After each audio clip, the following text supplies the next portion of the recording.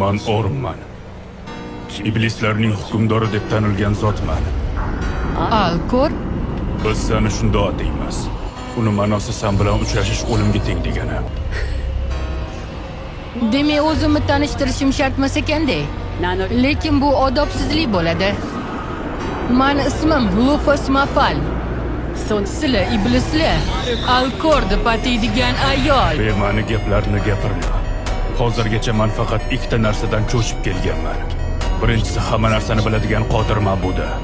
Ikkinchisi esa bu sen.